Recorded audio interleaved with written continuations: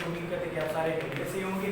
आज आप मुझे देख रहे हैं मेरे चैनल के ऊपर शहरोज अब्दुल्ला के नाम से हमारा चैनल है डॉक्टर अकेडमी का लोगो आपको नजर आ रहा होगा। उम्मीद करता हूँ कि हमारा चैनल आपने सब्सक्राइब कर लिया होगा, अगर नहीं भी किया तो काइंडली सब्सक्राइब कर लीजिएगा ताकि आपको वीडियो की सारी नोटिफिकेशन मिलती रहे। इसके अलावा हमें फेसबुक पेज पर फॉलो कर सकते हैं, शहरोज अब्दुल्ला है होम ट्यूशन सर्विस के नाम से हमारा पेज है। इसके अलावा आप हमें इंस्टाग्राम पे फॉलो कर सकते हैं, शहरोज_अब्दुल्ला के नाम से हमारी आईडी है। इसके अलावा आप हमें व्हाट्सएप पे भी फॉलो कर व्हाट्सएप पे रब्ता कर सकते हैं, 0300 9793173 हमारा व्हाट्सएप नंबर है। In time call message WhatsApp कर सकते हैं। फिजिक्स में कोई परेशानी हो कोई मसला है जरूर रब्ता कीजिए, इंशाल्लाह हम आपकी जरूर हेल्प करेंगे। बिस्मिल्लाह करते हैं। आज हम लोग chapter number 4 first year physics KPK first year physics में chapter number 4 work and energy, उसके हम लोग कॉन्सेप्चुअल क्वेश्चंस जो है आज डिस्कस करेंगे। ठीक है, चलिए जी वन बाय वन डिस्कस करते हैं। अच्छा, देखते हैं कि हमारे पास फर्स्ट क्वेश्चन की स्टेटमेंट क्या है। कहा जा रहा है कि a bucket is taken to the bottom of the well, does this bucket possesses any potential energy, explain। कहा जा रहा है कि आपके पास एक बकेट है, बाल्टी जिसे कहते हैं, आपने उसको कुएं के अंदर इस तरीके से डाला हुआ है या आप उसको कुएं में लेकर जा रहे हैं, तो ये बताइए कि इस बकेट में कोई पोटेंशियल एनर्जी होगी कि नहीं होगी। जरा और से देखिए। क्वेश्चन नंबर 1 हमारे लोगों की एक मिसकंसेप्शन है, और वो मिसकंसेप्शन ये है कि आपको मालूम है ना पोटेंशियल एनर्जी किसके इक्वल होता है, mgh के इक्वल होता है।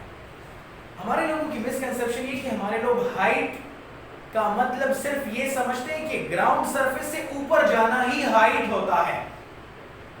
ये हमारे लोगों की मिसकंसेप्शन नहीं, ग्राउंड सरफेस से अगर मैं नीचे जाता हूं तो ये भी असल में लेंथ कंसिडर होता है, जिसको हम लोग इंग्लिश में डेप्थ कहते हैं। क्या कहते हैं? डेप्थ। हाइट और depth these are some English terminologies, लेकिन फिजिक्स की टर्मिनोलॉजी में हाइट और डेप्थ दोनों असल में लेंथ है। दोनों क्या है? लेंथ को कहा जाता है। सो जब आप किसी भी बॉडी बकेट का कोई अपना वेट होता है, बिल्कुल वेट होगा ना, आप उसको कोई हाइट अटेन करवा देते हो, चाहे वो हाइट डेप्थ ही क्यों ना हो, ग्राउंड से सिर्फ ऊपर नहीं जाना बल्कि ग्राउंड से नीचे भी जा सकते हैं। आपने बकेट को कोई डेप्थ ऑब्टेन करवा दी या कोई हाइट ऑब्टेन करवा दी, तो ये बताइए कि उसके अंदर पोटेंशियल एनर्जी स्टोर होगी कि नहीं होगी? बिल्कुल होगी। तो इस बकेट के अंदर आपके पास पोटेंशियल एनर्जी स्टोर हो जाएगी, क्योंकि जब किसी बॉडी को जिसका कोई खास वेट हो आप उसको किसी हाइट तक ले जाते हैं या किसी डेप्थ तक ले जाते हैं, दोनों केसेस में आपके पास बॉडी के अंदर पोटेंशियल एनर्जी जो है स्टोर हो जाती है। ठीक है, so this bucket will have some potential energy stored in the body. फिर कहते हैं कि when an arrow is shoot from its bow, it has kinetic energy from where it gets its kinetic energy। कहा जा रहा है question number 2 में कि क्वेश्चन नंबर 2 में कह रहे हैं कि आपके पास एक एरो है, आपके पास एक एरो है और आपने बो में उसको लगाया हुआ है। आप उसको इस तरीके से फॉर एग्जांपल आप उसको खींच लेते हो और रबर लगा होता है, यहाँ पर एक रबर सी जैसी चीज होती है। ठीक है, आपके पास उसको इस तरह पीछे की तरफ खींचते हो और जैसे छोड़ते हो तो एरो जो है इस तरह आगे की तरफ चला जाता है। क्वेश्चन क्या है? क्वेश्चन ये है कि एक एरो मेरे पास मौजूद है और एक बो मौजूद है और उसके साथ वो रबर उसका होल्डिंग लगा हुआ है। जब मैं एरो को पीछे की तरफ लेकर आता हूं और छोड़ देता हूं तो एरो आगे की तरफ चला जाता है, तो एरो के अंदर तो काइनेटिक एनर्जी है, इसीलिए तो मोशन कर रहा है। क्वेश्चन ये है कि ये काइनेटिक एनर्जी आई कहां से? क्वेश्चन ये है कि ये काइनेटिक एनर्जी कहां से आई? आपको मतलब ये जो एरो मूव कर रहा है काइनेटिक एनर्जी आई कहां से? आप कहेंगे कि जब आप एरो को शूट करना चाहते हैं तो आप क्या करते हैं? आप एरो को लगाते हैं, ठीक है, आप उस रबर होल्डिंग में फिट करते हैं और पीछे की तरफ खींचते हैं, उसको फोर्स लगाते हैं और पीछे की तरफ डिस्प्लेसमेंट कवर करवाते हैं और फिर क्या करते हैं? आपने फोर्स लगाया और डिस्प्लेसमेंट कवर करवाया, वर्क डन करवा लिया आपने।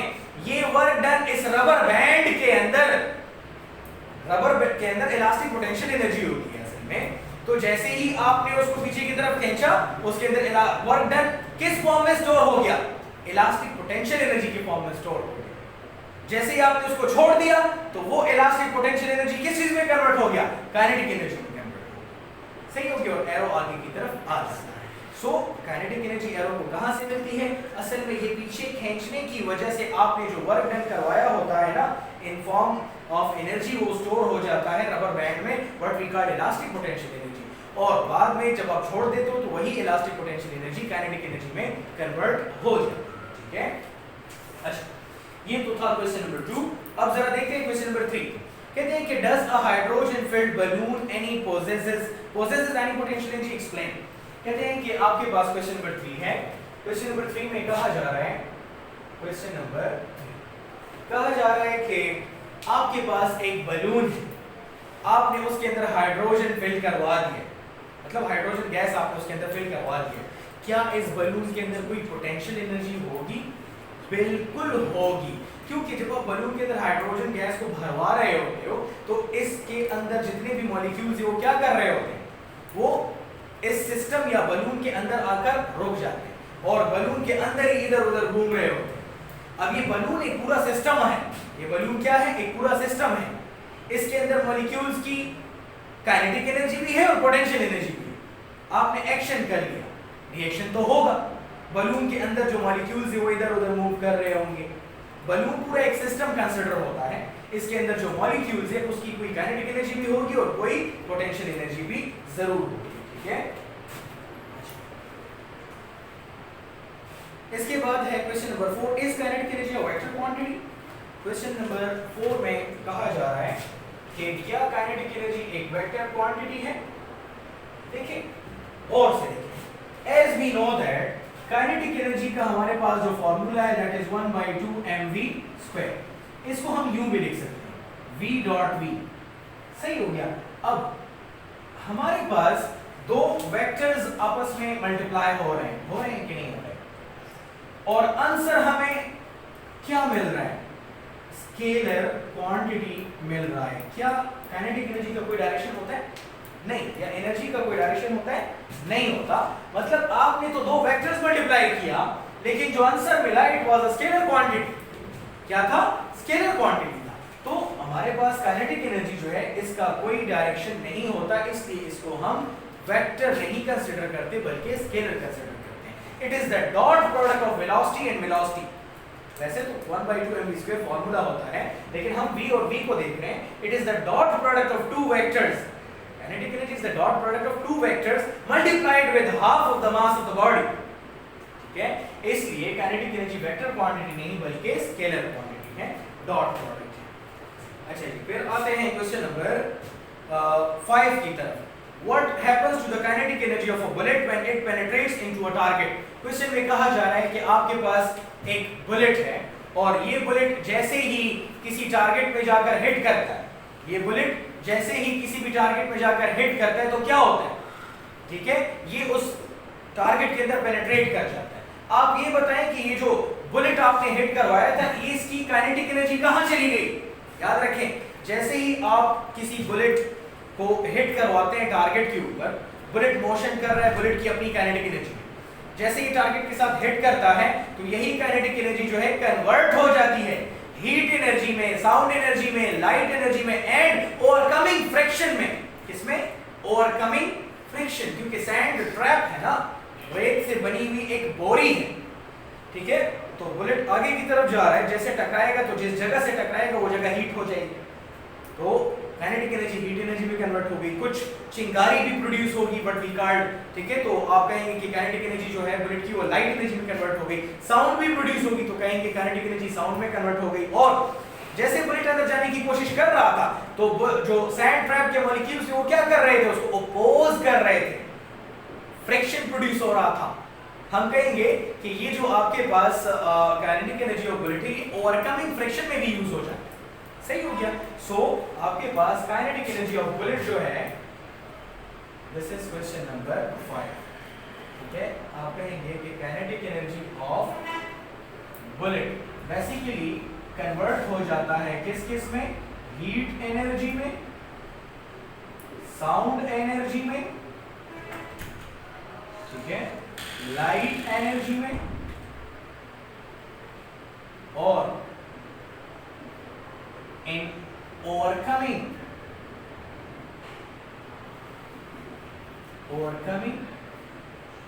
फ्रिक्शन। ठीक है, तो आपके पास काइनेटिक एनर्जी ऑफ बुलेट जो है मल्टीपल फॉर्म्स के अंदर कन्वर्ट हो जाता है। चलिए आते हैं जरा क्वेश्चन नंबर 6 की तरफ। क्वेश्चन नंबर 6 में क्या कहा जा रहा है?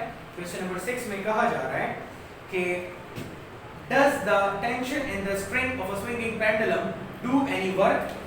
कह रहे हैं कि आपके पास एक स्विंग है, ठीक है, और वो ऑसिलेट कर रहा है। क्या इस स्विंग की ऑसिलेशन की वजह से कोई टेंशन प्रोड्यूस मतलब आपके पास एक does the tension in the string of a swinging pendulum do any work?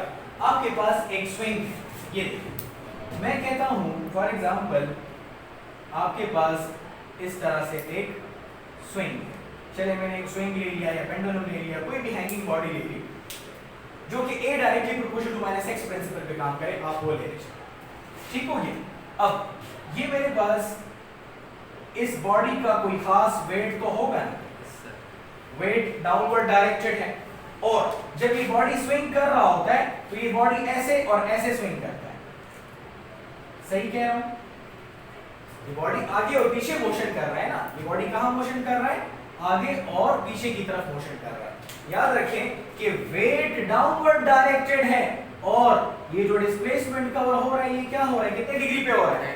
90 degree पे। बॉडी का जो वेट है वो डाउनवर्ड है, लेकिन बॉडी जो मोशन कर रहा है वो ऐसे और ऐसे मोशन कर रहा है। दोनों केसेस में हमारे पास एंगल कितने का बन रहा है? 90 का बन रहा है। हमें ये बताना है कि क्या ये स्विंगिंग पेंडुलम कोई वर्क डन कर रहा है कि नहीं। चलिए वर्क डन की इक्वेशन से पूछ लेते हैं। ठीक है, ये हमारे पास क्या था? स्विंगिंग पेंडुलम था। स्विंगिंग पेंडुलम या स्विंग दोनों ले सकते हैं। ठीक है, हमारे पास जो वर्क डन की इक्वेशन है F डॉट S होती है, Fs cos थीटा होता है। चले थीटा की जगह पर मैं 90 पुट कर लेता हूं, तो ये हो जाएगा Fs cos ऑफ 90 डिग्री, तो इससे आ जाएगा Fs cos 90 से क्या आता है? 0 आता है। तो हमारे पास वर्क डन क्या होगा? 0। मतलब ये है स्विंग या पेंडुलम, ठीक है, इससे हमारे पास कोई भी वर्क डन नहीं हो रहा होता और टेंशन अपवर्ड प्रोड्यूस हो रही होती है, T के फॉर्म में। सही हो गया। सो ये जो स्विंगिंग पेंडुलम है या स्विंग जो है ऑसिलेट कर रहा है, इस केस में वर्क डन हमारे पास 0 होता है। क्यों? क्योंकि आपके पास वेट और डिस्प्लेसमेंट या फोर्स और डिस्प्लेसमेंट दोनों एक दूसरे को परपेंडिकुलर होते हैं या 90 डिग्री पे होते हैं। सही हो गया। चलिए आगे की तरफ चलते हैं और कहा जा रहा है कि आपके पास क्वेश्चन है क्वेश्चन नंबर 7। क्वेश्चन नंबर 7 में कहा जा रहा है, क्वेश्चन नंबर 7 कहते हैं कि a meteor when enters into Earth's atmosphere burns, what happens to its kinetic energy? कहते हैं कि वो एक मेटियोर, जिसको उर्दू में शहाब साकिब भी कहा जाता है, शहाब साकिब कहते हैं उसको, तो जब एक मेटियोर एंटर होता है अर्थ के एटमॉस्फेयर में तो बर्न आउट हो जाता है। क्वेश्चन ये कि उस मेटियोर की काइनेटिक एनर्जी को क्या हो जाता है। याद रखिए, जैसे ही अर्थ के एटमॉस्फेयर में कोई मेटियोर एंटर होता है तो उसकी kinetic energy heat energy, sound energy, light energy और ओवरकमिंग फ्रैक्शन में कन्वर्ट हो जाती है। The same as answer as question number 5। ठीक है, आप कहेंगे kinetic energy of meteor convert हो जाता है किसमें? हीट एनर्जी में, साउंड एनर्जी में, लाइट एनर्जी में और ओवरकमिंग फ्रैक्शन में। ओवरकमिंग फ्रैक्शन में कन्वर्ट हो जाता है। सही हो गया। अच्छा, इसके बाद आते हैं और देखते हैं इसके बाद जो है that is what type of energy is stored in spring of a watch। कहते हैं कि स्प्रिंग ऑफ अ वॉच में कौन सी एनर्जी स्टोर होती है। याद रखें, स्प्रिंग ऑफ अ वॉच में इलास्टिक पोटेंशियल एनर्जी स्टोर होती है। सही है। तो क्वेश्चन नंबर 8 आपके पास है, spring of a watch. Spring of a watch में हमारे पास कौन सी एनर्जी होती है? इलास्टिक पोटेंशियल एनर्जी होती है। स्प्रिंग ऑफ अ वॉच में इलास्टिक पोटेंशियल एनर्जी होती है। ओके, अच्छा, फिर कहते हैं कि क्वेश्चन नंबर 9 है, a man drops a cup from a certain height which breaks into pieces, what energy changes are involved। आप ये बताएं कि एक बंदा है और उसके हाथ में एक कप जैसे ही वो कप को अर्थ पे गिरा देता है, तो ये बताइए कि जो आपके पास यहाँ पर एनर्जी चेंजेस किस तरीके से हो रहे हैं। ठीक है, देखिए कप इन हैंड, जब आपके पास कप हैंड में था, इसके अंदर कौन सी एनर्जी थी? Potential energy. जब आपने इसको गिरा दिया, आफ्टर फॉलिंग, जब आपने इसको क्या कर दिया? आफ्टर फॉलिंग, तो वो पोटेंशियल एनर्जी किस में कन्वर्ट हो गई? काइनेटिक एनर्जी में कन्वर्ट हो गई, और कुछ साउंड भी प्रोड्यूस होगा, तो साउंड एनर्जी में भी कन्वर्ट हो गई, और हो सकता है कि कुछ हीट भी प्रोड्यूस हो जाए, तो आप कहेंगे कि हीट एनर्जी में भी कन्वर्ट हो जाएगी। ठीक है, फिर आते हैं क्वेश्चन नंबर 1 की तरफ। कहते हैं कि a man rowing a boat upstream is at rest with respect to the shore, is he doing any work? कहा जा रहा है कि एक बंदा है और वो कश्ती चला रहा है, लहरों के लिहाज से वो रेस्ट में, ठीक है, वर्क डन वो नहीं कर रहा। ठीक है, अब क्वेश्चन ये है कि एक बंदा है वो कश्ती चला रहा है, आपने कश्ती तो देखा होगा, उसके दो हैंड्स होते हैं, दो साइड्स।